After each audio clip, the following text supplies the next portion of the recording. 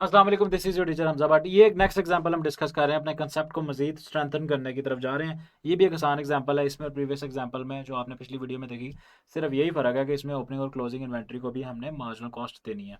ठीक है, जो कि हम यहाँ पे वेरिएबल कॉस्ट लेते हैं मार्जिनल कॉस्टिंग में। ठीक है जी, ओपनिंग इन्वेंटरी हमारे पास थी 3000 यूनिट्स, क्लोजिंग इन्वेंटरी थी 5000 यूनिट। 25000 यूनिट आपने प्रोड्यूस किए और 23000 यूनिट आपने बेच दिए। ठीक है, direct material cost per unit थी 6 रुपये, direct labour cost per unit थी 3.5 rupees, variable production overhead per unit थी 2.5 रुपीज़। ठीक है, सेल प्राइस पर यूनिट थी 22। Variable selling and admin cost जो कि हमारे पास वेरिएबल नॉन प्रोडक्शन कॉस्ट भी जिसे कहते हैं, ठीक है, वो हमारे पास थी 10% of sales. Fix production overhead हमारे पास कितने थे? 50,000। Fix selling and admin overhead हमारे पास क्या थे?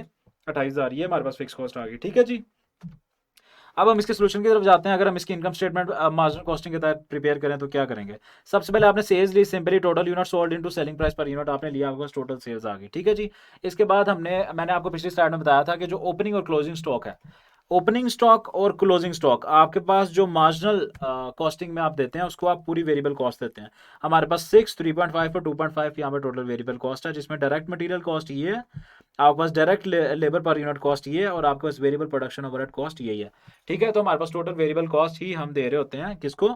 ओपनिंग और क्लोजिंग इन्वेंट्री को। ये आप देख सकते हैं क्लोजिंग इन्वेंट्री को भी सेम कॉस्ट दी हुई है। ठीक है, तो हमारे पास जो ओपनिंग इन्वेंट्री थी उससे मल्टीप्लाई किया वेरिएबल कॉस्ट पर यूनिट को, तो आपके पास क्या आ गई? 36,000 आ गया।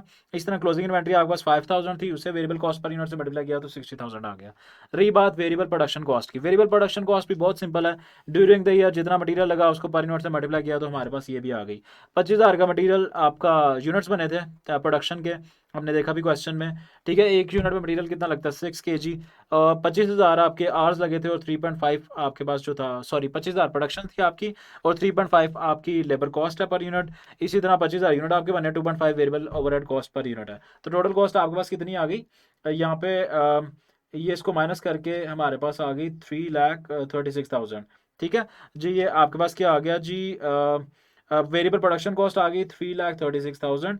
ठीक है, ओपनिंग इन्वेंट्री थी हमारे पास 36,000, इसमें से जब हमने 60,000 माइनस किया, मतलब हमने किया क्या? Opening inventory add variable production cost less closing inventory जब हमने की, तो हमारे पास क्या आ गया? 2,76,000।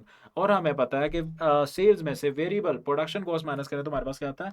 Gross contribution. तो हमारे पास ग्रॉस कंट्रीब्यूशन ये आ गया। ठीक है जी, इसमें से हमने जब माइनस करनी है वेरिएबल नॉन प्रोडक्शन कॉस्ट तो हमारे पास आ जाएगा कंट्रीब्यूशन मार्जिन।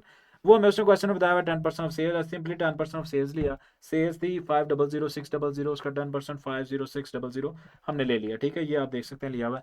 तो कंट्रीब्यूशन मार्जिन हमारे पास उसको लेस करके कितना है? 179,400। इसमें जब हम फिक्स कॉस्ट लेस करेंगे, फिक्स में हमारे पास production non production cost question में एज इट इज दी हुई है, ये और ये, इसको हमने लेस किया तो हमारे पास क्या आ गया? प्रॉफिट। ये भी सिंपलेस्ट ऑफ एक एग्जाम्पल थी कंसेप्ट को थोड़ा सा स्ट्रेंथन करने के लिए। आहिस्ता आहिस्ता हम डिफिकल्टी की तरफ जाएंगे।